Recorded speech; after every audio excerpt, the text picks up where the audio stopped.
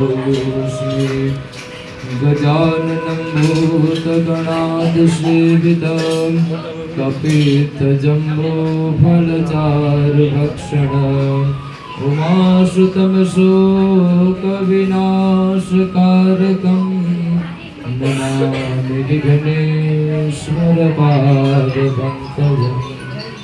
राजराजेश्वर भगवान परब्रह्म परमात्मा आ वांग्मय स्वरूप भगवान पार्वती ने वंदन कर्या। काले આપણે ભગવાન કૃષ્ણ પરમાત્માનો પ્રાગટ્ય કર્યું તો ભગવાન કૃષ્ણ પરમાત્માનો જન્મ થયો તો અને દસમ સ્કંદની અંદર ત્રીજા અધ્યાયની અંદર જે ભગવાનનો જન્મ થયો જન્મ ઉત્સવ મનાવવામાં આવ્યો આ ઉત્સવની કથા આપણે કાલે પૂર્ણ કરી હતી।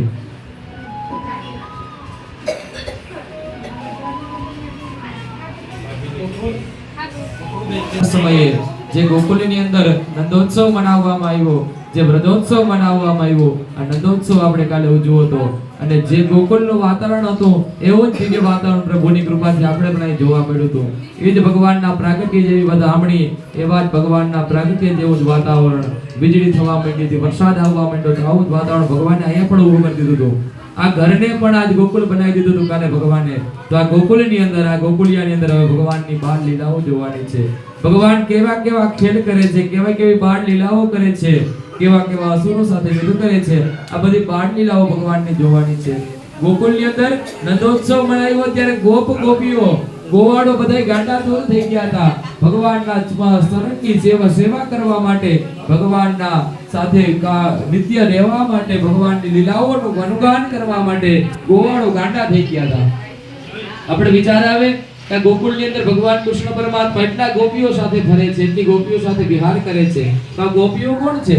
તો રામાવતાર સમયે જે ભગવાન રામની સેવા નથી કરી શક્યા આ બધા ઋષિમુનિઓ ગોપીઓનું શરીર ધારણ કરીને આ બધા ઋષિમુનિઓ ગોપીઓનો દેહ લઈને ભગવાનની સેવા કરવા માટે ભગવાનની ભક્તિને પામવા માટે ભગવાનના ચરણને પામવા માટે આ ઋષિમુનિઓ આ ગોપીઓ થઈને ગોકુળની અંદર આવી છે અને ભગવાનના બાળ લીલાનું દર્શન કરે છે।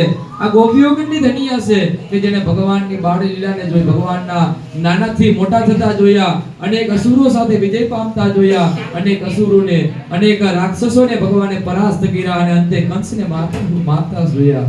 આવી ભગવાનની લીલાઓ ગોપીઓ જોઈ તો આ ગોપીઓ ધન્ય છે કારણ કે એની આગલા જન્મની અંદર ભગવાન રામ અવતારમાં જ્યારે હતા દ્વાપર યુગની અંદર રામ અવતાર થયો ત્યારે આ ગોપીઓએ ના સ્વરૂપમાં ઋષિમુનિઓ અનેકવિધ તપસ્યા કરી હતી અનેકવિધ પ્રાર્થના ભગવાનને કરી હતી કે ભગવાન તમે અમને તમારા ચરણની સેવા આપો તમારી સાથે અમને કંઈક તમારી લીલાની અંદર અમારો કંઈક ભાગ બજાવો અમારો ભાગ કંઈક તમારી લીલામાં આવે એવું કંઈક કરો।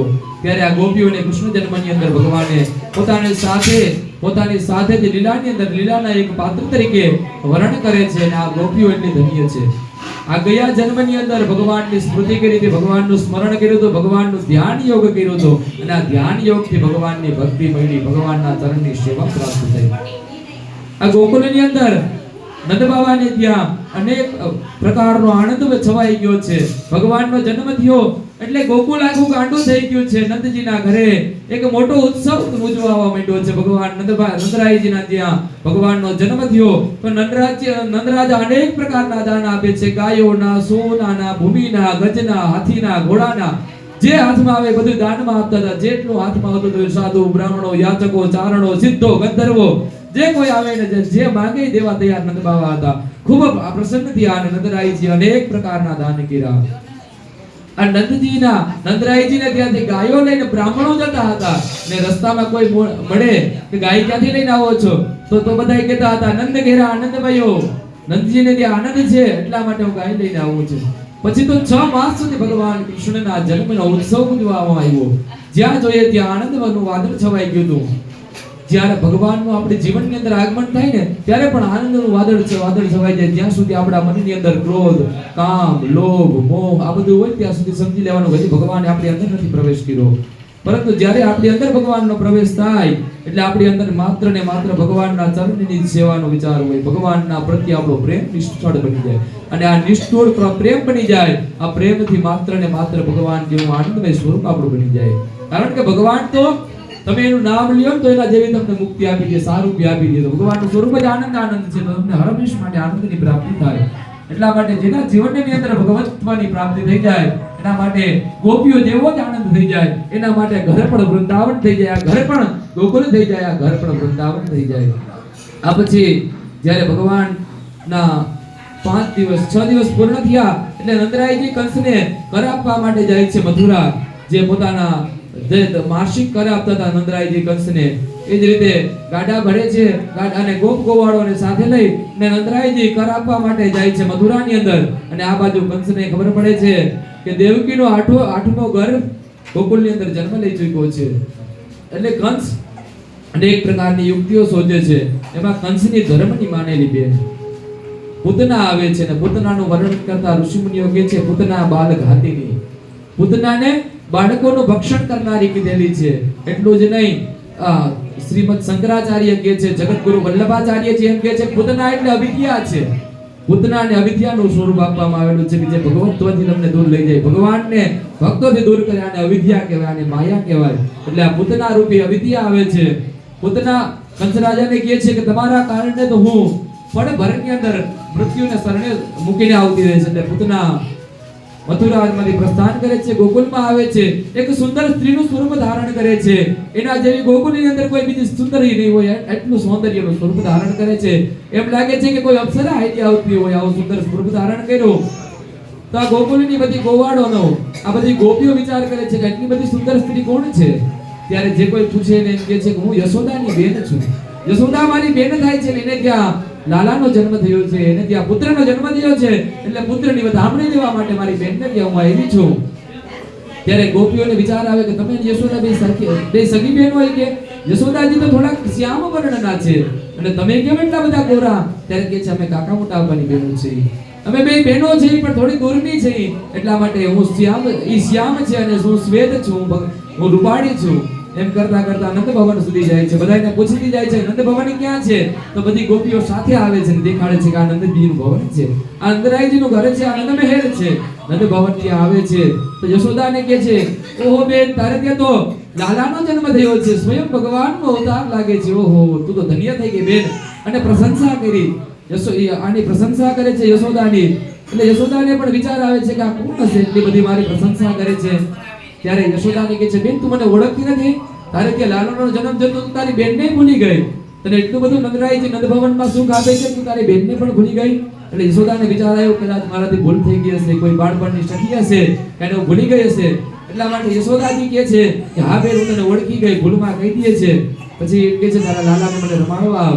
અને યશોદાજી ઘરના કામ કરતા હોય એમાં પૂતના આ 6 દિવસના બાલકૃષ્ણને લઈ અને ત્યાંથી ઘર નંદ મહેલની બહાર નીકળે છે. અને બહાર નીકળીને થોડાક આગળ જતા જ આ મથુરાના ગોકુળના વનની અંદર જાય છે.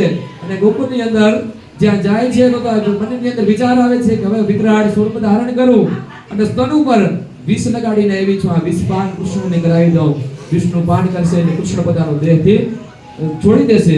આવો વિચાર કરી અને પૂતના જંગલની અંદર જાય છે. અને જંગલની અંદર ભગવાન કૃષ્ણ પરમાત્માને સ્તનપાન કરાવવા માટે પોતાના સ્તન ઉપર ઝેર લગાડીને આવી દે, સ્તનપાન કરાવે છે. ભગવાન આંખ પણ નથી ખોલતા, ભગવાન પૂતના સામુ આંખ પણ નથી ખોલતા.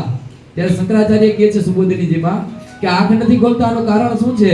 તો ભગવાન વિચાર કરે છે કે આ અવિદ્યા છે, અવિદ્યાને મારા દર્શન ન કરાય, અવિદ્યાને મારે ન જોવાય, મારે તો અવિદ્યાને મૂળથી સંસાર મુક્ત કરવા છે, મારે સંસારની અંદર વિદ્યા આપવી છે, આ મોહ માયાને દૂર કરવી છે, મારે તો નિર્મોહ સંસાર બનાવવો છે, મારા મોહને ન જોવાય. પછી બીજું બતાવેલું છે કે જે ભગવત્વની બીજું એક દાખલો બતાવેલો છે. સંતો કહે છે કે ભગવત્વનું છે, જે ભગવાનનો જે સદગુણનો નાશ કરવા માટે આવે એને સામે ક્યારે ભગવાન જોતા નથી, એને સામે તો ભગવાન આંખ વીંચીને પણ એનો નાશ કરી નાખે છે. એટલા માટે આ પૂતના વિકરાળ સ્વરૂપ રાક્ષસીનું સ્વરૂપ ધારણ કરે છે અને પૂતના સ્તનપાન ભગવાનને કરાવે છે. પરંતુ જેવા સ્તનપાન કરવા કૃષ્ણ બેસે છે તો સ્તનપાન કરતાની સાથે વિષની સાથે સાથે સ્તનમાંથી પોતાનો પ્રાણ, પૂતનાનો પ્રાણ ખેંચી લે છે, પૂતનાનો પ્રાણ ખેંચી લે છે. અને થોડી જ વારની અંદર પૂતના આખું વિશાળ સ્વરૂપ ધારણ કર્યું. તો કોઈ એમ કહેતા હતા 2-2, 4-4 વૃક્ષો હોય ને, આ વૃક્ષો પણ આ પૂતના નાના પડતા હતા, વૃક્ષોથી પણ મોટું વિકરાળ સ્વરૂપ ધારણ કર્યું હતું. અને એ પૂતનાનો પ્રાણ ભગવાન ખેંચી લે છે, પૂતનાનો જીવ ખેંચી લે છે ભગવાન, અને પ્રાણ ખેંચી અને પૂતનાનો એક શરીર ખાલી પંચમહાભૂતનો દેહ થઈ જાય છે, જમીન ઉપર પડી જાય છે, જ્યાં પડે છે ને ત્યાં પણ અનેકો વૃક્ષો પડી જાય છે, અનેકો વૃક્ષો ભાગી જાય છે. ગોકુળની અંદર એક મોટો હાહાકાર ધબાકો થયો એટલે ગોકુળ ગોપ ગોવાળ બધા દોડીને આવે છે. એમાં યશોદાજી અને રોહિણીજી આવીને જોઈ છે તો ભગવાન પૂતનાના શરીર ઉપર રમતા હતા, ભગવાન પૂતનાના શરીર ઉપર ખેલતા હતા. એટલે યશોદાજી અને રોહિણીજીને વિચાર આવે છે કે ઓહો, મારા પુત્ર ઉપર કોઈની ખરાબ દ્રષ્ટિ હશે. પછી નંદ બાવા અને બધા આવે છે કરદઈને. નંદ બાવા વાસુદેવ સાથે મળે છે, વાસુદેવને મળે છે. બે મિત્રો, નંદ બાવા અને વાસુદેવ બે મિત્ર છે. આ બે મિત્ર બે સાથે મળે છે એટલે વાતચીત કરે છે, પોતાના સમર્પ અંતર પૂછે છે. અને નંદરાયજી કહે છે કે ઓહો વાસુદેવ, મારે ત્યાં તો આનંદનો પ્રસંગ થયો આવ્યો છે. મારે ત્યાં ભગવાને બે દીકરાનો જન્મ કર્યો છે. એક તો તમારા પત્ની રોહિણીને ત્યાં ભગવાન નો જન્મ થયો છે, તમારા પત્નીને ત્યાં રોહિણીને ત્યાં જન્મ થયો દીકરાનો. અને બીજો જન્મ મારા પત્ની યશોદાજીને ત્યાં એક લાલાનો જન્મ થયો છે. પછી ભાઈ સુખના સમાચાર વેચે છે, બે પ્રસન્ન થાય છે. પાછા નંદરાયજી ગોકુળની અંદર આવે છે એટલે માં યશોદા, રોહિણીજી અને નંદરાયજી ત્રણે સાથે મળી અને આખા ગોપ ગોવાળો સાથે મળી અને ભગવાનની નજર ઉતારે છે. ભગવાનની નજર ઉતારે છે એટલે ભગવાનની નજર ઉતારવા માટે ગૌમૂત્રથી સ્નાન કરાવે છે. ભાગવતજી આપણે શીખવાડે છે નજર ઉતારવા માટે કાળા દોરા ધોળા દોરા નથી કરવાની જરૂર, પરંતુ કોકને એમ થાય કે બાળકને નજર લાગી ગઈ છે ત્યારે ગૌમૂત્રથી સ્નાન કરાવો, નજર ઉતરી જશે. ગાયના છાણથી સ્નાન કરાવે છે. આવી રીતે અનેક પ્રકારે એના અનેક ઔષધિથી સ્નાન કરાવે છે. આ રીતે નજર ઉતારે છે ભગવાન કૃષ્ણ પરમાત્માની. થોડો સમય વ્યતીત થાય છે એટલે આ જે કૃષ્ણ પરમાત્મા હતા એને હજી તો નાના હતા, 6 દિવસના બાળ હતા, એમાંથી થોડા મોટા થયા. માંડ 1 માસના બાળક થયા તે તો વળી પાછો કંસને સમાચાર મળ્યા કે પૂતનાનો તો અંત થઈ ગયો છે, પૂતના તો મરી ગઈ છે. એટલે પાછો બીજો અસુર મોકલે છે, શકટાસુર નામનો, કે શકટના રૂપની અંદર જે ગાડું હતું એ ગાડાના બળદના રૂપની અંદર અસુર આવ્યો અને આ શકટાસુર આવ્યો કે શકટાસુર કે છે ભગવાનનું વધ કરી નાખીશ. એક સમય ગોપ ગોવાળો બધા ભેગા થાય છે, એક મોટો ઉત્સવ મનાવે છે. એ ઉત્સવની અંદર પેલાના સમયની અંદર બાળકોને ને કોઈ વસ્તુ લઈ જાય તો ગાડું લઈને જતા હોય તો એની નીચે છે ને જ્યાં હાકવારો બેસતો હોય ને એને નીચે એક પારણું બાંધેલી, પારણાની અંદર કોઈ નાની મોટી વસ્તુ લઈ જાય, કોઈ બાળક લઈ જાય, આવી રીતનું બાંધતા હતા ખોયું. આ ખોયાની અંદર ભગવાન કૃષ્ણને સુવડાવે છે માં યશોદા. અને બધા પ્રસંગની અંદર આ ઉત્સવની અંદર ઉજવવામાં બધા વ્યસ્ત હતા. ભગવાન સામે કોઈની દ્રષ્ટિ પણ નહોતી, ભગવાન સામે દ્રષ્ટિ નહોતી એટલે શકટાસુર ભગવાન ઉપર આક્રમણ કરવાનો વિચાર કરતો હતો કે એક લાત મારો ભગવાનનો પ્રાણ ખેંચી લો, આવો વિચાર કરતો હતો. જ્યાં શકટાસુર વિચાર કરે એ પહેલા ભગવાન કૃષ્ણ પરમાત્મા લાત મારે છે. આખું શકટ આકાશની અંદર જાય છે, ગાડું આકાશની અંદર જાય છે અને એ ગાડું પૃથ્વી પર પાછું પડે ને જે બળદના રૂપમાં શકટાસુર આવ્યો હોય આનો વધ થઈ જાય છે. આ પાછો અવાજ મોટો સાંભળે છે, ગોહો વળી પાછું કંઈક પડ્યું છે. નંદરાયજી ગોપ ગોવાળો દોડીને આવે છે, જોઈ છે તો આ શકટાસુરનો વધ થઈ ગયેલો પડેલો છે, ભગવાન નીચે રમે છે. એવામાં યશોદાજી કહે છે કે મારા બાળકને શું થયું કે આ નીચે રમે છે ને ગાડું આ અસુરને આ જે બળદો બધાનું મૃત્યુ થઈ ગયું છે. ત્યારે ગોવાળીઓ કહે છે, કોઈ ગોવાળના બાળકો કહે છે કે તમારા કાનાએ લત મારી, તમારા કાનાએ એક લાત મારી, એમાં ગાડું આકાશની અંદર ઉડીને ગયું અને આનું મૃત્યુ થઈ ગયું છે બળદોનું. ત્યારે બધાને વિચારવામાં ના આવ્યું, પરંતુ એમ થયું કે કાંઈ ગ્રહ નક્ષત્રની યુતિ હશે ને આવો પ્રસંગ બન્યો હશે. પછી પાછા બ્રાહ્મણોને બોલાવે છે, નંદરાયજી બ્રાહ્મણોને બોલાવે છે અને યજુર્વેદના મંત્રથી ભગવાન કૃષ્ણની નજર ઉતારે છે, ભગવાન કૃષ્ણની આયુષ્ય લાંબુ થાય આવો વિચાર કરી અને ભગવાન કૃષ્ણના દીર્ઘ આયુષ્ય માટે પૂજા કરાવે છે, અનુષ્ઠાન કરાવે છે. એ પછી થોડોક સમય વ્યતીત થયો. ભગવાન હજી તો 3-4 માસના બાળક હશે ત્યાં તો તૃણાવત નામનો અસુરને મોકલે છે. પાછા કંસ રાજાને પાછી ખબર પડી શકટાસુરનો પણ વધ થઈ ગયો છે. શકટાસુર પણ નવ કૃષ્ણને મારી શક્યો, એટલા માટે પાછા તૃણાવર્તને મોકલે છે.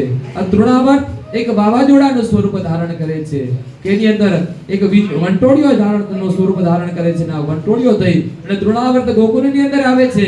ગોકુળની અંદર નંદ ભવનની અંદર પ્રવેશ કરે છે ને ત્યાં નાનો બાળ 4-5 માસનો બાળ રમતો હતો કૃષ્ણ, એને ઉપાડી અને જતો રહે છે. ત્યારે તૃણાવર્ત જતો રહે છે. પછી તો ગોકુળના જંગલની અંદર જાય છે. આ બાજુ તૃણાવર્ત જતો રહ્યો એ પછી ગોપ ગોવાળો ગોતે છે કે આ વંટોળિયો આવ્યો, કાનો ક્યાં ગયો. પણ ભગવાને પાછી પોતાની માયા રચવાની ચાલુ કરી. જે તૃણાવર્ત હતો એને એમ હતું મારા સમાન કોઈ છે નહીં બળવાન, એની સામે ભગવાન પોતાના શરીરનું વજન વધારવા માંડ્યા. માત્ર જમણા પગનો અંગૂઠાને ઉપર થોડોક વજન દીધો અને ભગવાન પોતાના શરીરનું વજન વધારવા માંડ્યા. થોડી વાર થઈ તો તૃણાવર્ત ભગવાનનું શરીર ઉપાડીને આડો ફરતો હતો, એની જગ્યાએ ફરતો બંધ થઈ ગયો. એક ઊંચાઈ ઉપર જઈને ઉભો રહ્યો. થોડી વાર થઈ એટલે વજન ન સહન કરી શક્યો, વજન સહન ન કરી શક્યો એટલે તૃણાવર્ત પોતે અંતે મૃત્યુના શરણે જાય છે અને નીચે પડી જાય છે. પડતાની સાથે એનું મૃત્યુ થઈ જાય છે.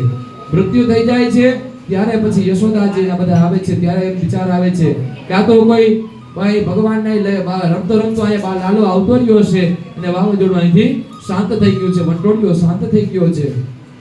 આ તૃણાવર્તને ભગવાને પણ પોતાના ધામની અંદર મોકલી દીધો. ભગવાનની દયાળુતા જો, ભગવાન કેટલા દયાળુ કહેવાય કે જે માસી પૂતના આવી, જેને ભગવાનને મારી નાખવા માટે પ્રલોભન કર્યું, મારી નાખવાના પ્રયત્ન કર્યા, એ માસી પૂતનાને માં પેલા ગતિ આપી દે છે, માં પેલા સ્વર્ગનું ધામ આપી દે છે, પોતાની ધામની પ્રાપ્તિ કરાવે છે.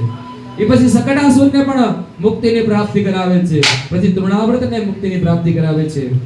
આ પછી નંદરાયજી પોતાના કુલ પુરોહિત ગર્ગાચાર્ય પાસે જાય છે, ગર્ગાચાર્યને પ્રાર્થના કરે છે, ગર્ગાચાર્યને વિનંતી કરે છે કે મારે ત્યાં બે સંતાનનો જન્મ થયો છે અને તમે અમારા કુલ પુરોહિત છો, તો પ્રભુ તમે અમારા સંતાનનું નામકરણ કરો. કારણ કે આપણે વિચાર આવે કે નામકરણથી શું ફરક પડે, પરંતુ જેટલું નામ પ્રબળ થાય ને, જેટલું બાળકનું નામ પ્રબળ હોય ને, એટલા જ એના ગુણ પ્રબળ હોય.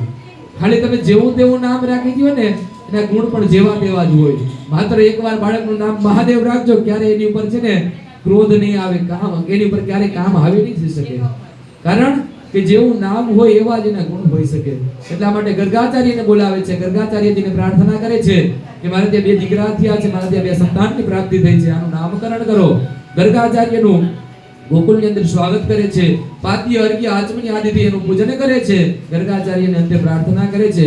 એટલે એમ કહે છે કે પ્રથમ પહેલો પુત્ર એ રોહિણીનો થયો છે, રોહિણીને ત્યાં થયો છે, આ રોહિણીના પુત્રનું નામ રાખો.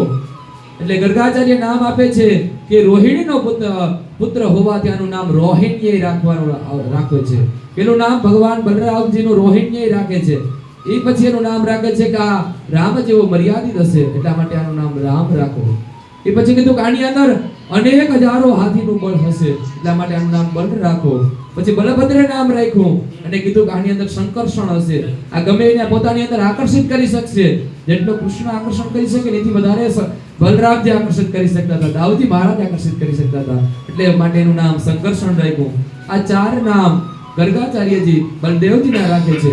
એ પછી કીધું છે આ યશોદાનો પુત્ર, યશોદાના ગર્ભથી આનો જન્મ થયો છે. પછી નંદરાયજીની પછી ગર્ગાચાર્યને ખ્યાલ આવે છે કે આ તો વાસુદેવનો પુત્ર છે, એટલે પેલું નામ રાખે છે કે આનું નામ પેલું વાસુદેવ રાખો.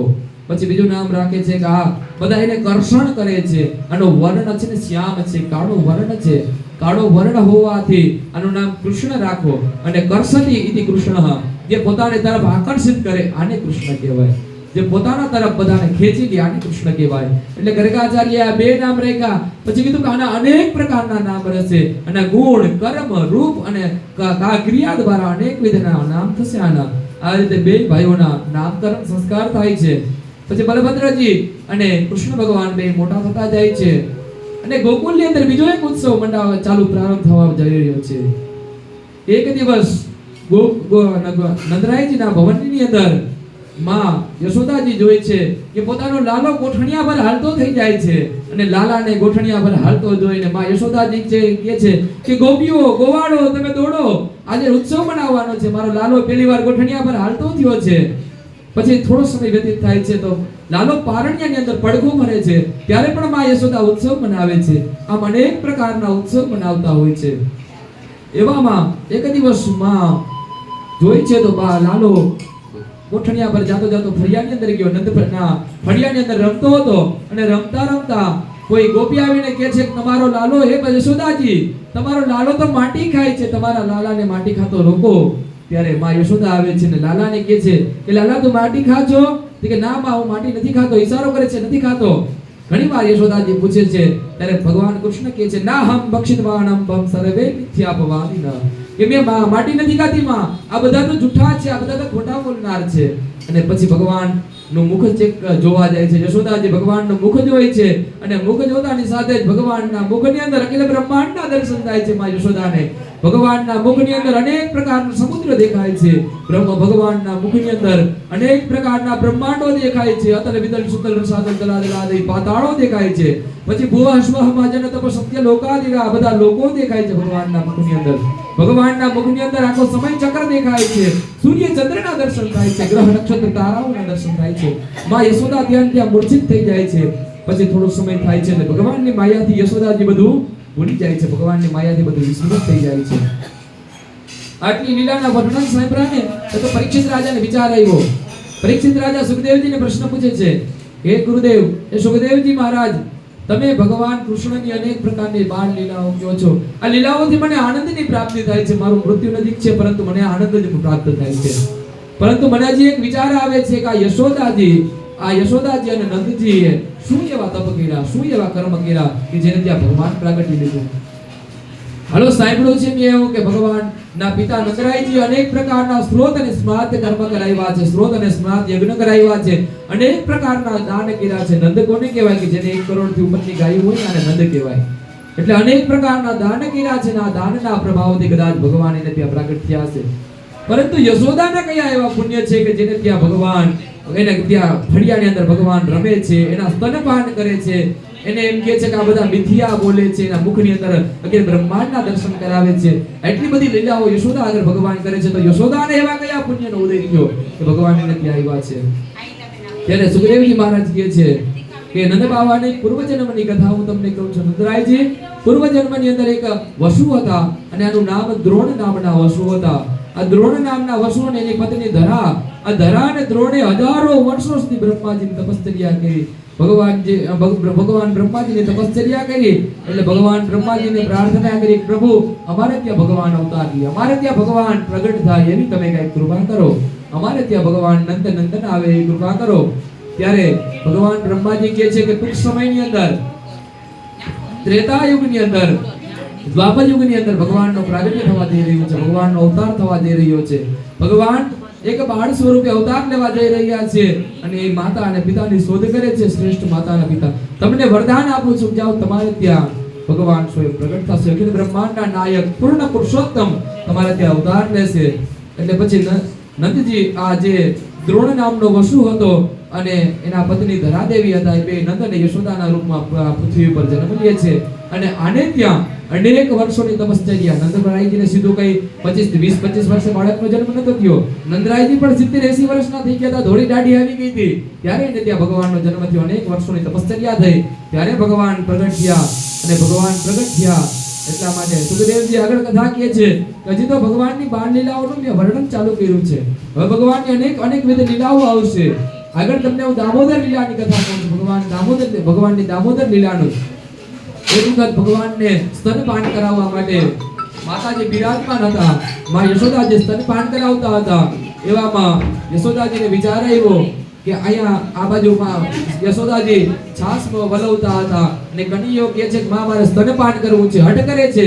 એટલે માતાજી એને સ્તનપાન કરાવે છે. સ્તનપાન કરાવતા હોય એવામાં માતાજીને ચૂલા ઉપર દૂધ ઉભરાતું દેખાય છે કે ચૂલા ઉપર દૂધ ઉભરાઈ જશે. એટલે માં યશોદાજી કનૈયાને સાઈડમાં રાખી અને દૂધની બચાવવા માટે જાય છે. ચૂલા ઉપર દૂધ ઉતારવા જાય છે તો આ બાજુ ભગવાનને ક્રોધ આવે છે, ભગવાનને મસ્તી સૂજે છે. એટલે જે છાસ ચાલતી હતી, જેમાં વલોણું ચાલતું હતું, એ મટુકી ફોડી નાખે છે ભગવાન. મટુકી ફોડી એનાથી આંખમાં આંસુનો ભાવ કરી લે છે, થૂંકથી આંસુ લગાડે છે અને પાછા બીજા કક્ષની અંદર ભગવાન જતા રહે છે. આ બાજુ યશોદા આવે છે તો જોઈ છે આજુબાજુમાં કે કનૈયો દેખાતો નથી. આમ જોઈ છે તો મટુકી ફોડી નાખી. એટલે માને ખબર પડી ગઈ કે કનૈયાને માઠું લાગ્યું છે, કનૈયાને દુઃખ લાગ્યું છે. હજી તો કનૈયાને ગોતવા માટે આજુબાજુમાં જાય તો બીજા બાજુના કક્ષની અંદર કનૈયો એક ખાંડણીઓ લીધો હતો. આ ખાંડણીયાની ઉપર કનૈયો ઊભો ચડ્યો તો, ઊભો થયો હતો અને ખાંડણીયા ઉપરથી મટકીને પકડીને ઊભો હતો. અને આ મટકીથી જે માખણ હતું, જે દહીં હતું, આ બધું વાનરોને ખવડાવતો હતો.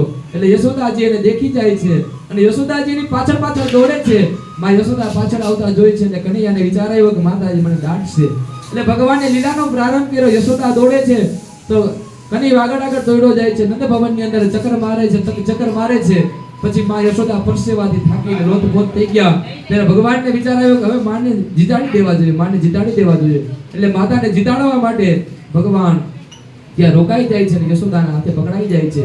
યશોદાના હાથે પકડાઈ જાય એટલે યશોદાને થોડો ગુસ્સો આવે છે એટલે યશોદા દોરડું લે છે ને આ ખાંડણિયા સાથે ભગવાન કૃષ્ણને બાંધવા જાય છે. ભગવાન કૃષ્ણને બાંધવા જાય છે તો એક દોરડું બાંધે છે, ટૂંકું થાય છે. પાછી નંદ ભવનમાંથી બીજું દોરડું લઈને બાંધે છે, ટૂંકું થાય છે. છેલ્લે તો આખા ગોકુળ ગામના દોરડા મંગાવે છે પરંતુ ટૂંકા થાય છે. છેલ્લે પોતાની સાડીનો છેડો બાંધવા જાય છે તો પણ ટૂંકો થાય છે. ત્યારે માં યશોદાજી પોતાનો વાળનો અંગોડો, માથાનો અંગોડો બાંધવા જાય છે. ત્યારે ભગવાનને વિચાર આવ્યો કે હવે માના હાથે બંધાઈ જવું જોઈએ. અત્યાર સુધી માની મોહમાં બંધાણો નતો પરંતુ હવે માની મમતામાં મારે રહેવું છે, મારે ગોકુળિયાની અંદર રહેવું છે. એટલે ભગવાન ત્યાં બંધાઈ જાય છે, ખાંડણિયાની સાથે બંધાઈ જાય છે અને ખાંડણિયાની સાથે બંધાઈ જાય છે. એ પછી આ કથા કીધી ને એટલી જ વારની અંદર સુખદેવજી મહારાજ પાછી કથાને પરિભ્રમણ કરાવે છે. સીધી કથા લઈ જાય છે નરનારાયણની કથા આગળ, કે હું તમને આગળ એવી કથા કહું છું કે નરનારાયણ એક વખત તપ કરતા હતા હિમાલયની અંદર. એવામાં નરકુબર અને મયગ્રીવ નામના બે અસુરો જે પરિભ્રમણ કરતા હતા અને નરનારાયણનો તપની અંદર ભંગ કર્યો, તપનો છેદન કર્યું એટલે નરનારાયણે કીધું કે જાઓ તમે અશોક જેવા છો, અર્જુન જેવા છો, એક અશોક ને એક અર્જુનનું વૃક્ષ થઈ અને જાઓ પૃથ્વી પર તમે કરો. એટલે આ બે અસુરો હતા એ બે વૃક્ષ થઈને ગયા હતા. અને પછી આગળ સુખદેવજી કથા કહે છે કે આનંદ ભવનના બે વૃક્ષો હતા અને ભગવાનને ખાંડણીએ બાંધ્યા એટલે ભગવાન ત્યાંથી ધીરે ધીરે ગોઠણિયા પર જતા થઈ ગયા, ત્યાંથી હાલતા થઈ ગયા અને ધીરે ધીરે ગોકુળ ગામ તરફ પ્રસ્થાન કરે છે. એમાં ખાંડણીયા સાથે આ બે વૃક્ષો આવી જાય છે, ખાંડણીયાની ટક્કરમાં બે વૃક્ષો આવી જાય છે અને ભગવાન બળ કરે છે અને આ બે વૃક્ષોને પાડી નાખે છે અને ભગવાનના બળથી આ બે વૃક્ષો પડી જાય છે. એટલે વૃક્ષોમાંથી બે દિવ્ય પુરુષ ઉત્પન્ન થાય છે અને ભગવાનને પ્રણામ કરે છે, ભગવાનને પ્રાર્થના કરે છે કે હજારો વર્ષોથી અમે આયા ગોકુળમાં તમારી પ્રતીક્ષા કરતા હતા પ્રભુ, આજે તમે આવ્યા, અમારો ઉદ્ધાર થયો, તમે આવ્યા, અમને મુક્તિની પ્રાપ્તિ થઈ. આ નલકુબેર અને મયગ્રીવ નામના બે અસુરો હતા, આ બેની મૃત્યુ થાય છે, આ બે મુક્ત થઈ જાય છે, ભગવાનના ધામની અંદર જતા રહે છે.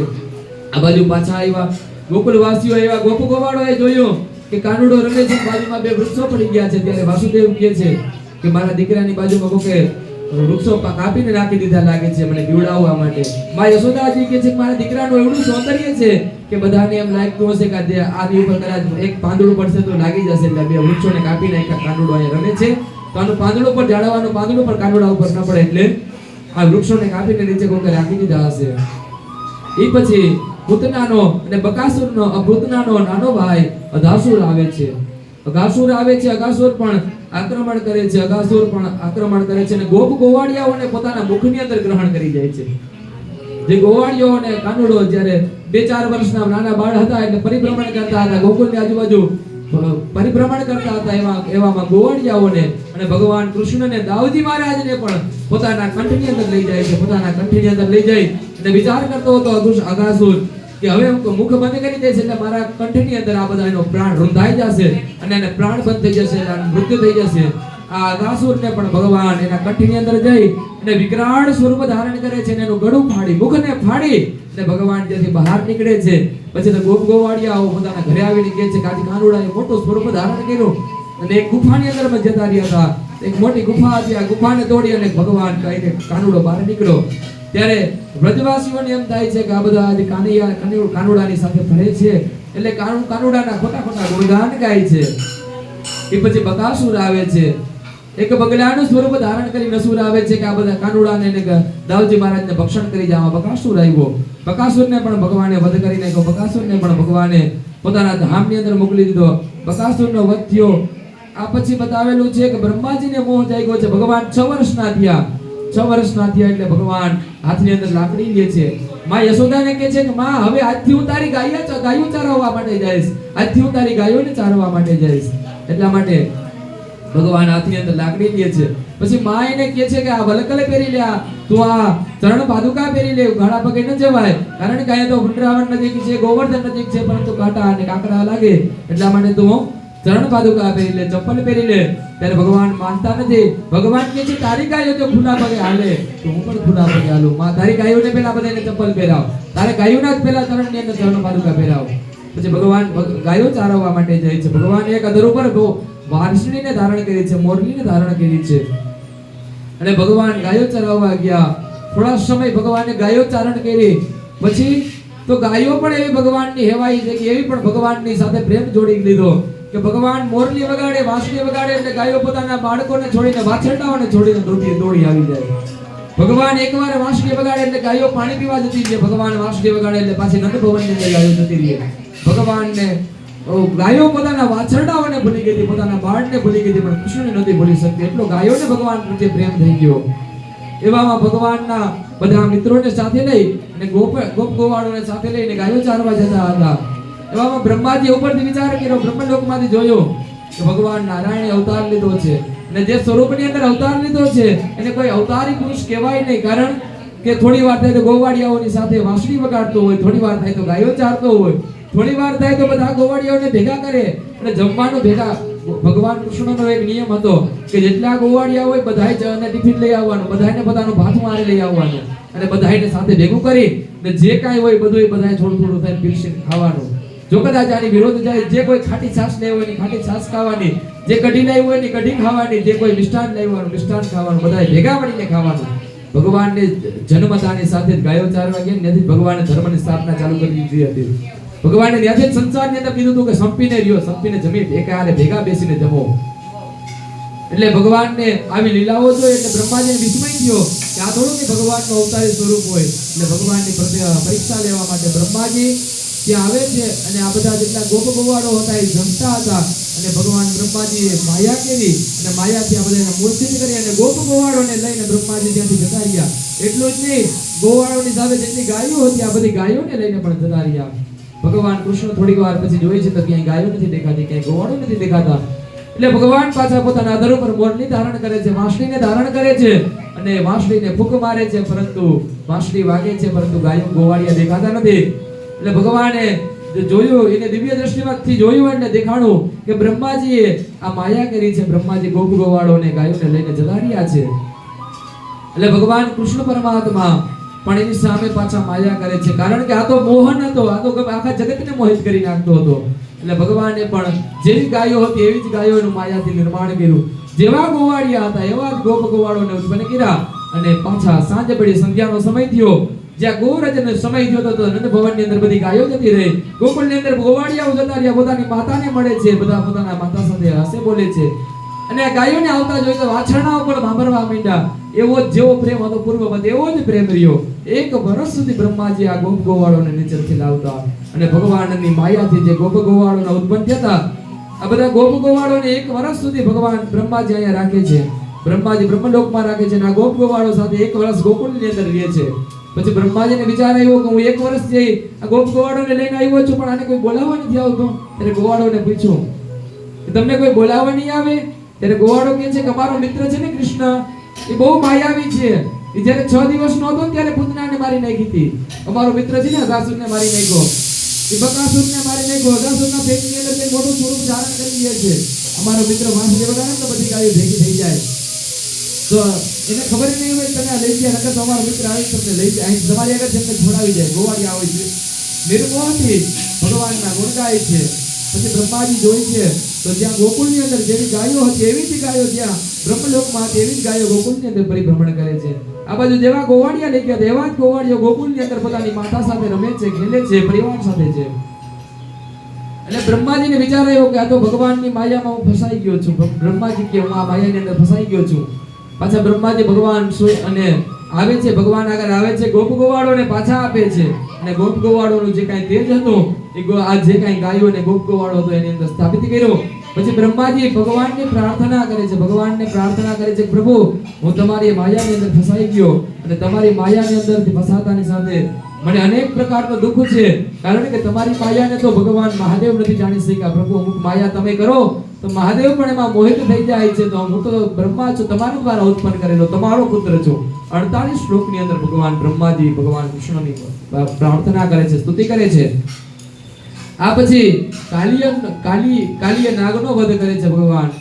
પછી બ્રહ્માજી સ્તુતિ કરીને જતા રહીએ. પછી ગોકુળની અંદર ભગવાન ગાયો ચારતા હોય એવામાં ભગવાન નદીના યમુનાના ઘાટ ઉપર રમતા હોય છે. રમતા હોય એમાં ભગવાનનો દડો જે નદીની ઘાટની અંદર નદીની અંદર વયા જાય છે. ત્યારે ભગવાનના મિત્ર કહે છે કાના, હે કાના, શ્રીદામા કહે છે કાના તું તો બધું કરી શકે છો, અઘાસુરને તું મારી નાખજો, બકાસુરને મારી નાખજો, એક લત મારી તો સકટાસુરને તે પાતાળની સ્વર્ગની અંદર મોકલી દીધો.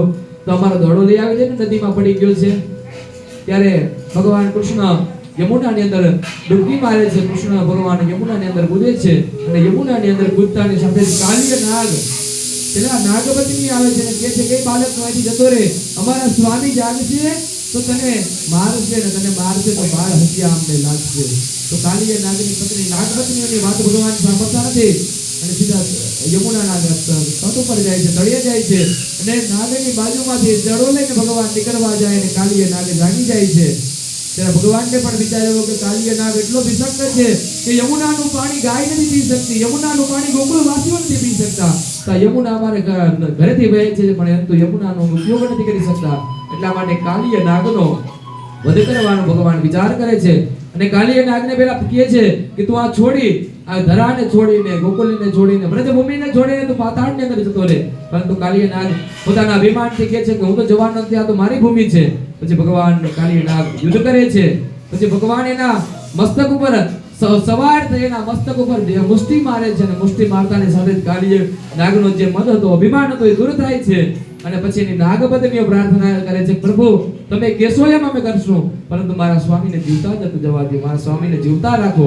પછી ભગવાન કાલિય નાગની ફેણ ઉપર નીકળી બેસે છે અને આ બાજુ માં યશોદાને સમાચાર મળે છે ગોકુલની અંદર કે ભગવાન કૃષ્ણ પરમાત્મા યમુનાની અંદર દડો લેવા માટે ગયા છે અને માં યશોદા નંદરાયજી બધા આખો ગોપ ગોવાળો દોડીને આવે છે કે યમુના એટલી ઊંડી છે ને આની અંદર કાલિય નામનો નાગ છે. એટલે બધા આવે ને આકુળ વ્યાકુળ હોય છે. ત્યાં તો ભગવાન કાલી નાગની ફેણ પર સવાર થઈ ને ઉપર આવીને વાંસળી વગાડે છે. આ બધાએ જોઈ છે કાલિય નાગને ભગવાને નાયતો છે, ભગવાને એના વશમાં કર્યો છે. અને પછી ભગવાન બહાર નીકળે છે અને કાલિય નાગને પાતાળની અંદર મોકલી દે છે. કાલિયને જીવતા જ મુક્તિ જેવું સ્થાન આપી દીધું, પાતાળ લોકની અંદર સ્થાન આપી દીધું. આ પછી ભગવાન જ્યારે ગોકુળની અંદર હતા, ગોકુળની અંદર રહેતા હતા એટલે કંસને વળી પાછો વિચાર આવ્યો અને કંસે માયાથી એક દાવાગ્નિ ઉત્પન્ન કરી. આ દાવાગ્નિને કીધું કે આ ગોકુળની અંદર એક અસુર મોકલો કે જેની દાવાગ્નિનું સ્વરૂપ ધારણ કર્યું. સળગતો અગ્નિ હતો. આ અસુર ગોકુળની અંદર આવે છે અને ગોકુળની અંદર આવ્યો એટલે આ દાવાગ્નિએ વિરાટ સ્વરૂપ લીધું, વિકરાળ સ્વરૂપ લીધું અને ગોકુળના ઠેર ઠેર ઘેર ઘેર સળગવા માંડ્યું, બધું સળગવા માંડ્યું. એટલે ભગવાન એક વાંસળી બધાએ વગાડી એટલે ગોપ ગોવાળો સાથે ગાયોને લઈ આખા નંદ પરિવારને લઈ નંદ ભવનને ખાલી કરી અને ત્યાંથી જતા રહીએ છે અને યમુનાના બીજા ઘાટે વૃંદાવન નગરની સ્થાપના કરે છે. ભગવાન વૃંદાવનની સ્થાપના કરે છે. આ વૃંદાવનની અંદર વૃંદા એટલે તુલસી અને વન કહેતા, જ્યાં તુલસીનું વન છે, આવું પવિત્ર નગરની ભગવાન સ્થાપના કરે છે. આ વૃંદાવનની અંદર ભગવાન જાય છે અને ત્યાં આખા ગોકુળને વાસ કરવા માટે કહે છે, બધાને વૃંદાવનની અંદર લઈ જાય છે. અને આ દાવાગ્નિનું પછી ભગવાન સ્વયં ગોકુળની અંદર જાય છે અને દાવાગ્નિનું પાન કરી જાય છે. જેમ માણસ એક જલનું પાન કરે એ જ રીતે ભગવાન દાવાગ્નિને પી જાય છે. સળગતો આખું જે ગોકુળ સળગી ગયું હતું આની અગ્નિને ભગવાન પી જાય છે. એ પછી ભગવાનનું વેણુગીત આવે છે. વેણુગીતની અંદર ગોપીઓ પ્રાર્થના કરે છે. ગોપીઓને વાંસળી બે બાંધે છે, બેનો સંવાદ છે. ગોપીઓ કહે છે કે વાંસળીથી એવા કઈ કર્મ કર્યા કે ભગવાન 24 કલાક તને તારા આધાર ઉપર રાખીને તને ફરે છે. ભગવાન જ્યાં જાય ને જ્યાં વાંસળી વગાડે ત્યાં કોઈને બોલાવો હોય તો ભગવાન વાંસળી વગાડે. તને કેમ આધાર ઉપર ધારણ કરે છે? ત્યારે વાંસળી કહે છે કે હું ભગવાન શિવનું સ્વરૂપ છું, હું ભગવાન શિવજી સ્વયં છું. અને બે વાંસની અંદર ભગવાન શિવનું સ્વરૂપમાં આવે છે અને એ શિવના સ્વરૂપની અંદર ભગવાન બ્રહ્મભેદી બ્રહ્મગાંઠ નાખે છે અને એની ઉપર ભગવાન ચિત્ર ઉપર ફૂંક મારે છે. એટલા માટે ભગવાન શિવને ભગવાન કૃષ્ણના હોઠ ઉપર સૌથી પહેલું નામ કોઈનું બોલતું ભગવાન શિવનું છે. શાસ્ત્ર કહે છે શિવસ્ય હૃદયમ વિષ્ણુર વિષ્ણુસ્ય હૃદયમ શિવઃ. આપણે એમ કહીએ કે આપણે તો ભગવાન વિષ્ણુની સેવા કરી, શિવની ઉપાસના ન કરવી જોઈએ, પરંતુ શિવના હૃદયની અંદર તમે જો તો વિષ્ણુ છે અને વિષ્ણુના હૃદયની અંદર જો તો ભગવાન શિવ છે. એટલા માટે ભગવાન કૃષ્ણ કહે છે, વાંસળી કહે છે હું તો શિવનું સ્વરૂપ છે. ગોપીઓ તમે ઋષિઓ છો પણ તમારે શિવ જેમ નચાવે એમ તમારે નાચવાનું છે, પણ હું તો શિવનું સ્વરૂપ છું. હું તો ભગવાનના હોઠ ઉપર રહું છું, ભગવાનના મુખની અંદર હંમેશા મારું સ્મરણ થાય છે.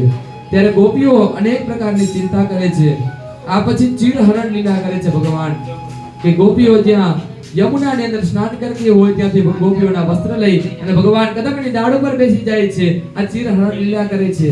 અને આ પરમાત્મા કેવો કહેવાય કે 7 વર્ષની ઉંમરે ચીરહરણ કરે છે અને 70 વર્ષની ઉંમરે ચીર પૂરે છે. એકવાર આ ચીર લૂંટે છે ત્યારે પણ એનું લીલા કહેવાય છે ને કે ચીર પૂરે છે ત્યારે એની લીલા કહેવાય છે. આજે ગોપીઓના ચીર લૂંટ્યા છે ને ત્યારે એક દ્રૌપદીની લાજ બચાવી છે. એટલા માટે પ્રભુ આ ચીરહરણની લીલા કરે છે. આ ચીરહરણની લીલા એટલે શું કહેવાય? વલ્લભાચાર્ય કહે છે ચીરહરણની લીલા એટલે શું કહેવાય? કે જીવને શિવ સાથે, જીવને પરમાત્મા સાથેનું મિલન છે. આ પરમાત્માને આપણે મળતા જે કોઈ અટકાવે છે ને તો આપણા ચીર છે, આપણા વસ્ત્ર નહીં, પરંતુ આપણા મનની અંદર જે બેસી ગઈ છે ને ગાંઠ લોભની, ક્રોધની, કામની, આ બધાય ચીર હર્યા છે ભગવાને. આ બધાને ભગવાને કીધું છે.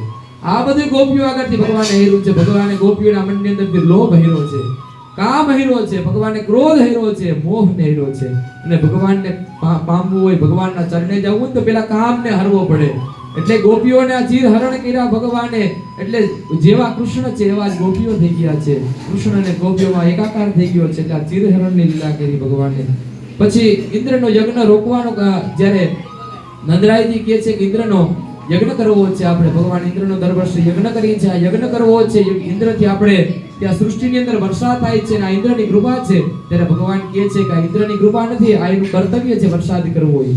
પછી ઇન્દ્રના યજ્ઞ રોકે છે અને નંદરાયજીને કહે છે કે તમારે કરવી હોય તો ગોવર્ધનની પૂજા કરો, ગોવર્ધનની પૂજા કરો. ગોવર્ધન આપણું પોષણ કરે છે, ગોવર્ધન આપણું રક્ષણ કરે છે, એટલા માટે ગોવર્ધનની પૂજા કરો. ત્યારે ઇન્દ્રનો યજ્ઞ રોકે છે ભગવાન અને ઇન્દ્ર ક્રોધિત થાય છે. ઇન્દ્રને ક્રોધ આવે છે એટલે ઇન્દ્ર મહારાજ બાર મેઘ ખાંગા કરે છે અને વૃંદાવનની અંદર વરસાદ કે પાણી નથી માતો એટલું થઈ જાય છે. ત્યારે ભગવાન પોતાની ટચલી આંગળીએ ગોવર્ધનને ધારણ કરે છે. ભગવાન પોતાની ટચલી આંગળી ઉપર ગોવર્ધનને ધારણ કરે છે. બોલીએ ગોવર્ધન ધારે ગિરધારી ભગવાન કી જય. આ ભગવાને ગોવર્ધનને ધારણ કર્યો. 7 દિવસ સુધી ઇન્દ્ર મહારાજ વરસાદ કરે છે. 7 દિવસ સુધી વરસાદ બંધ થતો નથી, મુશળધાર વરસાદ થાય છે. અને ભગવાન ગોવર્ધનને ધારણ કરીને ઉભા રહે છે. એની નીચે ગોપ ગોવાળો આખું વ્રજ પરિક્રમા સાથે ગાયો બધાને નીચે ભગવાન ધારણ કરીને લે છે. 7 દિવસ થાય છે. પછી ઇન્દ્રને પોતાનો અભિમાન તૂટે છે, ઇન્દ્રનું માન ભંગ થાય છે. ઇન્દ્રને એમ થાય છે કે ભગવાન સામે જીતી નહીં શકું. પછી ભગવાનની આગળ ઇન્દ્ર ક્ષમા યાચના કરે છે અને પછી ભગવાન પાછો ગોવર્ધનને એના સ્થાન ઉપર રાખે છે. 7 દિવસ સુધી ભગવાન કઈ જમ્યા નહોતા એટલે બધાએ ભગવાનને જમાડવા માટે 56 ભોગ કર્યા. એક દિવસમાં ભગવાનને 8 વખત યશોદાજી જમાડતા હતા. એટલે 7 દિવસના 56 ભોગ ભગવાનને કર્યા અને 56 ભોગ ભગવાનને ધર્યા. ભગવાન ગોવર્ધન રાયજીને 56 ભોગ ધર્યા તો સ્વયં ભગવાન ગોવર્ધનજીએ 56 ભોગને આરોગ્યા. ભગવાને 56 ભોગનો સ્વીકાર કર્યો. આ પછી રાસલીલાનું વર્ણન કરેલું છે, ગોપી ગીતનું વર્ણન કરેલું છે, રાસ પંચાધ્યાય આવે છે. ગોપી ગીતનું વર્ણન કરેલું છે. ગોપી ગીતની અંદર ભગવાનને ગોપીઓ પ્રાર્થના કરે છે, ભગવાનને કહે છે જયતિ દૈતિકમ જન્મના પ્રજા, કે તમારા જન્મને થતાની સાથે જ આ વ્રજની અંદર જયકાર થવા માંડ્યો છે. તમારા જન્મ થતાની સાથે જ આ વ્રજ ધન્ય થઈ ગયું છે. ગોપી ગીત આવે છે. એ પછી મહારાસ આવે છે. એક વખત કામદેવજીને એમ થાય છે, કામને એમ થાય છે કે ભગવાન કૃષ્ણ એટલી ગોપીઓ સાથે પરિભ્રમણ કરે છે, વિહાર કરે છે, તો આની અંદર કામ ભાવ હશે. એટલા માટે ભગવાન કૃષ્ણને કહે છે. ત્યારે કૃષ્ણ કહે છે કે તારે જેટલા આક્રમણ કરવા એટલો કરી લે. ત્યારે કામદેવજી કહે છે કે શરદ પૂર્ણિમાની રાત્રિના 12 વાગ્યા પછી તમે ગોપીઓને બોલાવો અને ગોપીઓ આવે એ પછી તમે રાસ કરો. જો આની અંદર હું મારા આક્રમણ કામ કહે છે કે હું મારા બાણનો પ્રયોગ કરું અને આક્રમણ કરું તો જો તમે આ કામ મારી પર વિજય કરી પામી શકો તો તમે કામ વર્તન કહેવાઓ. ત્યારે ભગવાન પરમાત્મા શરદ પૂર્ણિમાની રાત્રિની અંદર 12 વાગ્યા પછી વાંસળી વગાડે છે અને વાંસળી વગાડતાની સાથે જ ગોપીઓ દોડીને આવે છે અને પછી ભગવાન મહારાસ કરે છે. મહારાસ કરતાની સાથે અનેક પ્રકારે કામ પ્રયોગ કરે છે કામના બાણને, પરંતુ કામના બાણથી કઈ થતું નથી ભગવાનને. આ પછી અક્રૂરજી મહારાજ સંદેશ લઈ, સમાચાર લઈને ગોકુળની અંદર આવે છે. અક્રૂરજી મહારાજને પ્રથમ કંસ કહે છે કે તારે ગોકુળની અંદર જવાનું છે અને ગોકુળમાં સમાચાર આપવાના છે કે આપણે ધનુષ યજ્ઞની રચના કરી છે, આયોજન કર્યું છે અને આની અંદર નંદરાયજીના પુત્ર કૃષ્ણ અને બલરામને આમંત્રણ આપ્યા હોવાનું છે. એટલે અક્રૂરજી મહારાજ પોતાનો રથ લઈ અને ગોકુળની અંદર પ્રસ્થાન કરે છે. ગોકુળમાં આવે છે. અક્રૂરજી મહારાજ ગોકુળનું પરિભ્રમણ કરે છે, ગોકુળને જોઈ છે, અનેક પ્રકાર ભગવાનની લીલાઓ જોઈ છે, ભગવાન પ્રત્યે બધાના પ્રેમ જોઈ છે. આ બાજુ કંસ પણ બધાને અસુરોને તૈયાર કરતો હતો. ગોલિયા પીડી નામનો હાથી તૈયાર કર્યો. એ પછી ચારુણને, મુષ્ટિકને બધાને તૈયાર કર્યા હતા કંસ યુદ્ધ માટે. પોતાના 8 ભાઈઓને તૈયાર કર્યા હતા કે કૃષ્ણ અને બલદેવ આવે તો એને આપણે વધ કરી નાખવાનો છે. આ બાજુ અક્રૂરજી મહારાજ આવે છે અને અક્રૂરજી મહારાજ નંદરાયજીને ત્યાં રાતવાસો કરે છે. નંદરાયજીને કહે છે કે આ રીતે યજ્ઞનું આયોજન કરેલું છે ભગવાન કંસરાજાએ, અને એમાં તમારા પુત્ર કૃષ્ણ અને બલરામજીનું આમંત્રણ આપ્યું છે અને બોલાવ્યા છે. ત્યારે અક્રૂરજી મહારાજને ગોપીઓ ખબર ખ્યાલ હતો કે આ ભગવાન વાસુદેવનો પુત્ર છે, દેવકીનો પુત્ર છે. એક વખત ગોકુળને છોડીને જતો રહ્યો તો પાછો ગોકુળની અંદર આવશે નહીં. એટલા માટે ગોપીઓ કહે છે કે આ અક્રૂર તો ક્રૂર છે, અક્રૂર નથી, આ તો ક્રૂર છે કે અમારાથી અમારા પ્રભુને છૂટો વિખૂટા પાડે છે. માં યશોદાને ખબર પડે છે તો માં પણ યશોદા પણ અનેક પ્રકારે રોકવાના પ્રયત્ન કરે છે. બીજે દિવસે સવારે ભગવાન કૃષ્ણ ઉઠે છે, ભગવાન પ્રભુ જાગૃત થાય છે, પોતાના ગાયોને ગોપ ગોવાળોને મળી અને ત્યાંથી પ્રસ્થાન કરવાનું તૈયારી કરે છે. આખું ગોકુળ રોવે છે, આખા ગોકુળની અંદર વિરહનું વાતાવરણ છવાઈ ગયું છે. ભગવાન 11 વર્ષ ને 52 દિવસ સુધી ગોકુળની અંદર રહ્યા. પછી ગોકુળ છોડીને જતા હતા તો ગોકુળની અંદર બધાય વિરહ થઈ ગયો. એની ગાયો રોતી હતી, ગોપીઓ રોતી હતી, ગોપાલો રોતા હતા, ગોપ બાળકો રોતા હતા. આ બધા કહે છે ભગવાન કૃષ્ણને કહે છે હું તારી સાથે આવું. ત્યારે કૃષ્ણ કહે છે હું તો ધનુષ યજ્ઞમાં જાઉં છું, હમણાં પાછો ગોકુળની અંદર આવતો રહીશ. ભગવાનને કહે છે કે ગોકુળની અંદર હમણાં આવતો રહીશ. આમ કહીને ભગવાન અક્રૂરજીના રથની અંદર સવાર થઈ જાય છે. અક્રૂરજીના રથ લઈ અને મથુરાની અંદર પ્રસ્થાન કરે છે. મથુરાની અંદર જાય છે તો ભગવાનનું સ્વાગત થાય છે, ભગવાનનો સત્કાર થાય છે. અને ભગવાન કૃષ્ણ અને બલરામજી એક ધોબીને પેલા મળે છે. આ ધોબીને કહે છે કે અમને રાજા બનાવવા માટે અમને રાજા જેવા વસ્ત્ર તમે લાવો. તો ધોબી અનેક પ્રકારના પ્રલોભન આપે છે, અનેક પ્રકારની વાતો કરે છે. ત્યારે ભગવાનને ક્રોધ આવે છે એટલે ધોબીને એક થપાટ મારે છે તો એનું મૃત્યુ થઈ જાય છે. પછી એના વસ્ત્ર જે હતા એ વસ્ત્રનું પોટલું લઈને ભગવાન ત્યાંથી જતા રહે છે.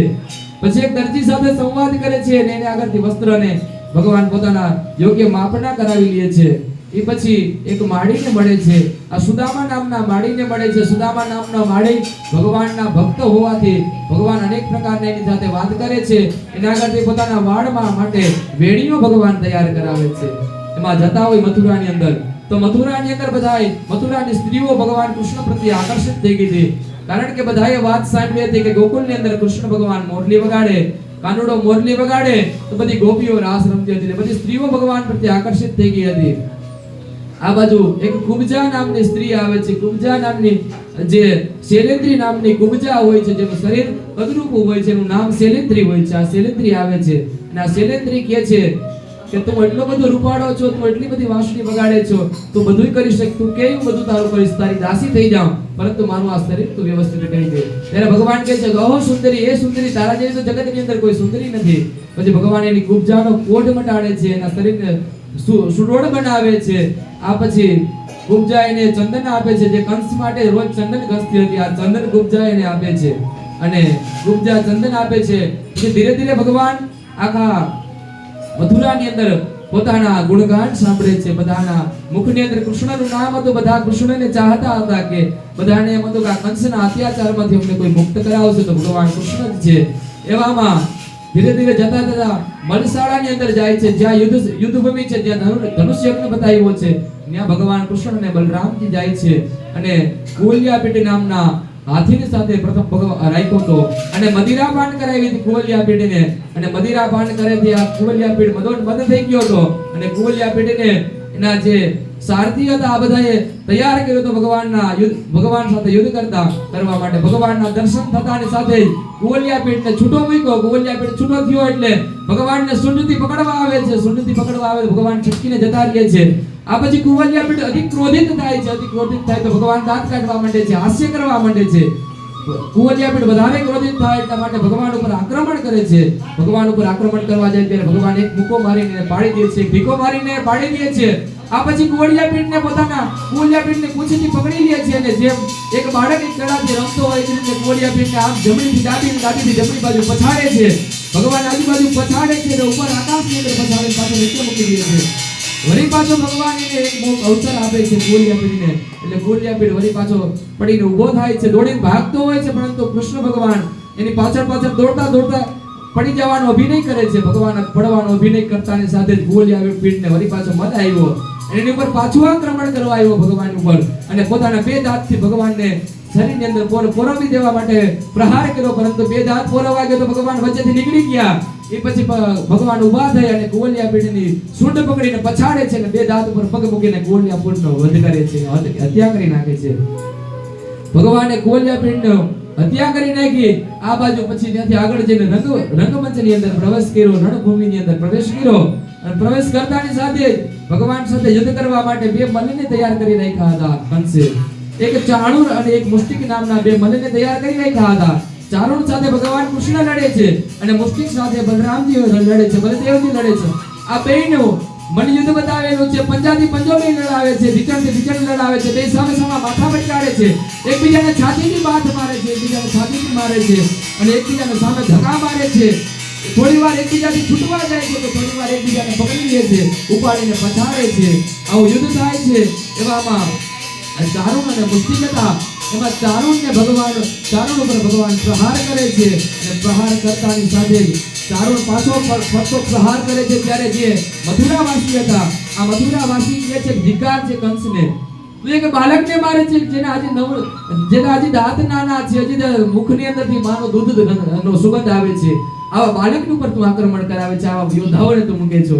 ત્યારે આખી પ્રજા ધિક્કાર કરવા માંડી. કંસનો આખી પ્રજા ધિક્કાર કરવા માંડી. એટલે ભગવાન કૃષ્ણને વિચાર આવ્યો હવે તો પ્રજાનો પણ સાથ આપણી સાથે છે, આખો મથુરાવાસીઓ પણ આપણી સાથે છે. એટલે ભગવાને એક ચારુણને પકડી લીધો છે અને પકડીને એની ઉપર પ્રહાર કર્યો છે અને પછી જોરથી અંતરિક્ષની અંદર ઉછાળ્યો અને ઉછાળીને જ્યારે નીચે પડ્યો ત્યારે ભગવાન એની ઉપર એક ભીકો મારે છે, મુક્કો મારે છે અને એને મારી નાખે છે. પછી મુષ્ટિકને દાઉદી મહારાજ મારી નાખે છે. બલરામજીના પ્રહારથી મુષ્ટિકનું મૃત્યુ થાય છે. બલરામજી મુષ્ટિકને મારે છે, પછી આગળ જાય છે એટલે દાઉદી સાથે કુટ નામનો મલ લડવા માટે આવે છે અને ભગવાન સાથે સલ નામનો રાજા આવે છે. આ સલ નામના રાજા અને કુટ નામના મલ સાથે પણ દાઉદી અને ભગવાન લડે છે. એ બેયને મારી નાખે છે. એ પછી તો ભગવાન આગળ જ્યાં જાય છે ત્યાં તો ભગવાનને ખબર પડે છે કે આ કુટ નામના મલ એ પછી કંસના 8 ભાઈઓ તો 8 ભાઈઓમાંથી 4 ભાઈઓ કંસની આગળ ઊભા હતા. આ ભાઈઓને મારી નાખે છે. પછી ભગવાન આગળ જાય છે તો ભગવાનને આવતા જોઈને કંસ ક્રોધે ભરાય છે અને ક્રોધે ભરાઈને વિચાર કરે છે કે મારા મલ્લોને મારી નાખ્યા, મારા હાથીને મારી નાખ્યા. એટલે આજ્ઞા કરે છે, પોતાના સૈનિકોને કહે છે કે જે કારાવાસની અંદર દેવકી વાસુદેવ છે, નંદ ગોપુ આવ્યા છે, આ બધાને મારી નાખો, આ બધાની હત્યા કરી નાખો. ત્યાં ભગવાનને ક્રોધ આવે છે અને ભગવાન સીધા રંગમંચમાંથી ઉપર કૂદકો મારે છે. ઉપરના મંચ ઉપર જઈ અને કંસની બાજુમાં જઈને પ્રગટ થઈ જાય છે અને કંસ ભયભીત થઈ જાય છે. કંસ અનેક પ્રકારનો ભયને વ્યક્ત કરે છે. કંસ ભયભીત થઈ જાય ત્યારે ભગવાન એની બાજુમાં જઈને ઉભા રહે છે. કંસ પોતાની તલવાર કાઢીને ભગવાન ઉપર આક્રમણ કરવા જાય તો ભગવાન એટલા કોમળ હતા, ભગવાન એટલા સ્ફૂર્તિવાળા હતા કે આ બાજુ તલવારનો જમણી બાજુ ઘા આવે તો ડાબી બાજુ જતા રહે, ડાબી બાજુ ઘા આવે તો જમણી બાજુ જતા રહે, આગળ આગળ તો પાછળ જતા રહે, પાછળ આગળ જતા રહે. કંસને અનેક પ્રતાડિત કરે છે, અનેક પીડિત કરે છે. પછી ભગવાન અંતે ક્રોધ ચડે છે એટલે કંસને ઉપાડી અને રંગમંચની અંદર રંગભૂમિની અંદર પધારે છે અને ભગવાન સાથે મલ્લયુદ્ધ કરે છે અને કંસ ઉપર ભગવાન પ્રહાર કરી અને કંસ ઉપર એક ઊંચો કૂદકો મારે છે અને કૂદકો મારી કંસના પ્રાણને ભગવાન હરી લે છે, કંસને મારી નાખે છે. ત્યારે મથુરાવાસીઓ જય જયકાર કરવા માંડ્યા. મથુરાવાસીઓ જય જયકાર કરે છે, બોલીએ કંસ મર્દન ભગવાન કી જય. પછી કંસના ભાઈઓ જે 3 બીજા બાકી રહી ગયા હતા એને પણ ભગવાન મારી નાખે છે. ન્યગ્રોધ વગેરે જે ભાઈઓ હતા કકુત અને ન્યગ્રોધને મારી અને ભગવાન પછી જે જેલ કારાવાસ હતા કારાવાસ તરફ પ્રયાણ કરે છે અને કારાવાસની અંદર જઈ અને પોતાના માતા પિતા વાસુદેવ અને દેવકીજીને છૂટા કરે છે. ઉગ્રસેનને છૂટા કરે છે. આ બધાને મુક્ત કરી ઉગ્રસેનને રાજ્ય ઉપર રાજા તરીકે નિમણૂક કરે છે, રાજા બનાવે છે ઉગ્રસેનને. આ પછી ભગવાનના અને દાઉદી મહારાજના યજ્ઞોપવિત સંસ્કાર થાય છે. ભગવાનના યજ્ઞોપવિત સંસ્કાર થઈ ગયા. આ પછી ભગવાનના વિદ્યાભ્યાસ કરવા માટે સાંદીપની ઋષિના આશ્રમની અંદર જાય છે. સાંદીપની ઋષિના આશ્રમની અંદર વિદ્યાભ્યાસ કરવા જાય છે. 64 દિવસની અંદર 64 કલાકને ભગવાન પરિપૂર્ણ થઈ જાય છે. 64 દિવસની અંદર 64 કલાકથી ભગવાન પરિપૂર્ણ થઈ જાય એટલે ભગવાન ને વિદ્યાભ્યાસ પૂર્ણ થાય એટલે ગુરુ દક્ષિણા આપવામાં આવે છે, માંગે છે. ગુરુજીને કહે છે ગુરુ દક્ષિણા શું જોઈએ તમારે? સાંદીપની ઋષિને કહે છે. ત્યારે ગુરુ માતા કહે છે કે મારા પુત્રની મૃત્યુ થઈ ગયો છે, મારો પુત્ર સમુદ્રની અંદર જતો રહ્યો છે અને તું લઈ આવ. મેં અનેક પ્રકારની તારી લીલાઓ સાંભળી છે, તો તું મારા પુત્રને સંજીવન કરી દે તો જ મારે તારી તારી ગુરુ દક્ષિણા જોઈએ છે, આ સિવાય કઈ ગુરુ દક્ષિણા જોતી નથી. એટલે પછી ભગવાન સમુદ્રમાં નારાયણને અનેક પ્રકારની પ્રાર્થના કરે છે અને સમુદ્રમાંથી જે ગુરુનો પુત્ર હતો આને જીવતો લાવે છે, આનો સજીવન કરીને પાછા લાવે છે. આ પછી પાછા મથુરાની અંદર આવે છે.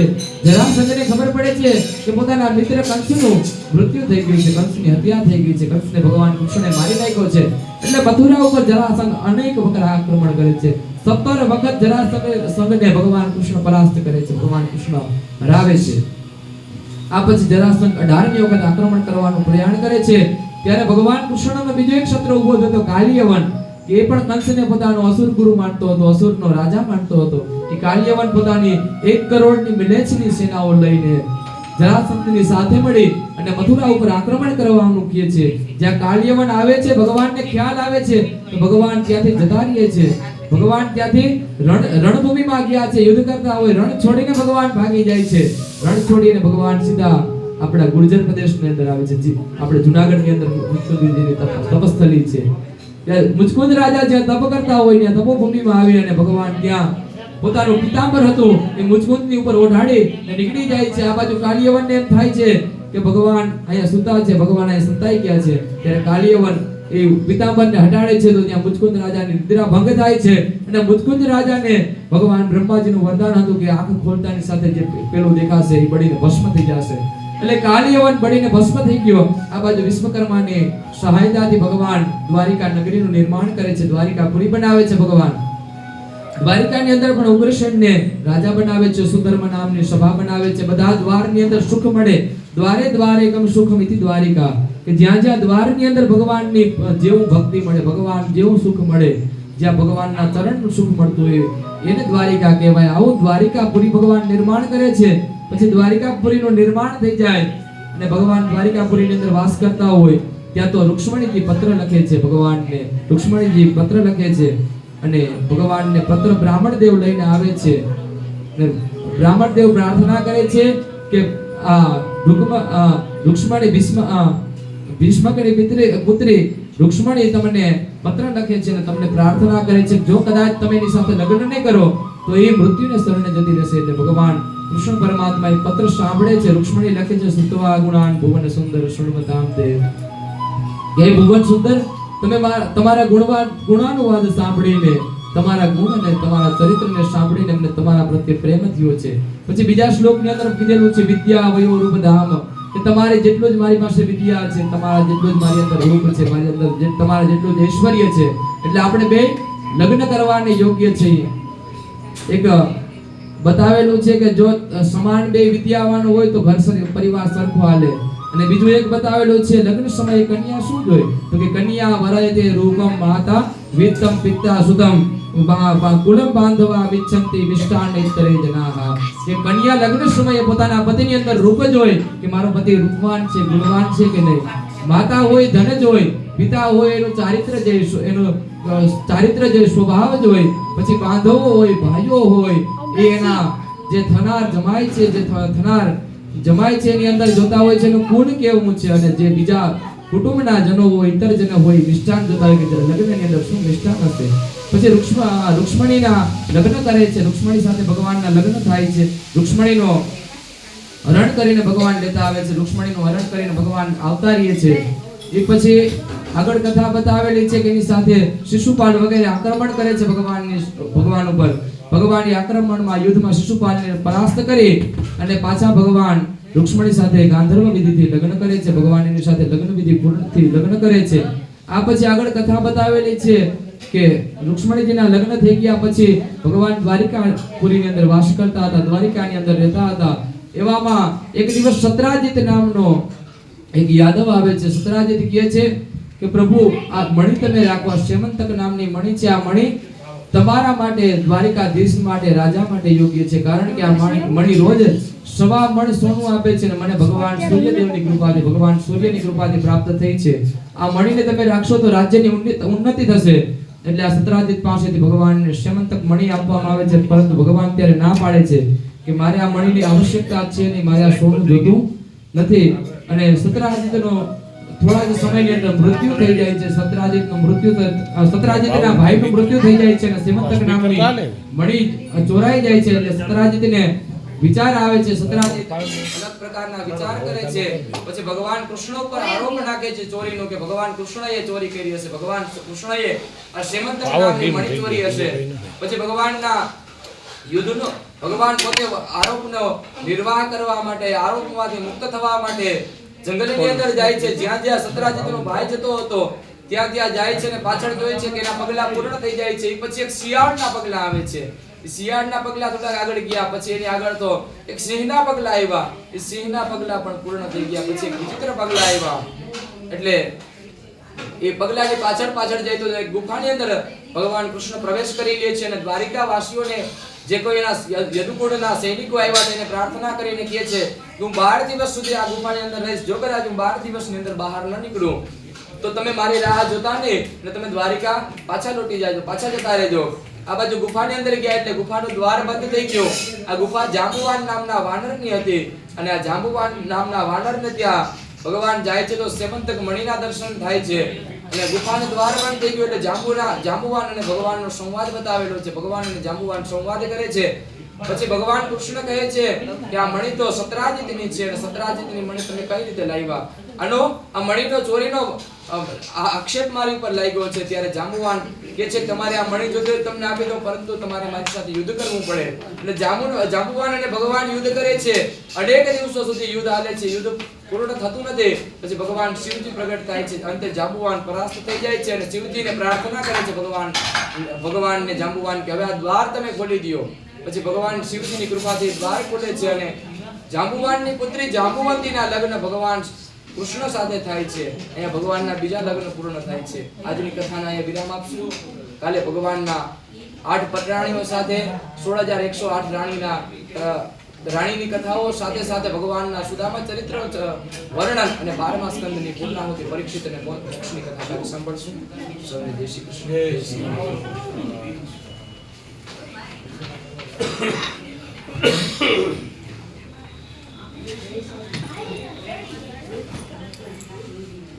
भाऊ करो या लाइट करो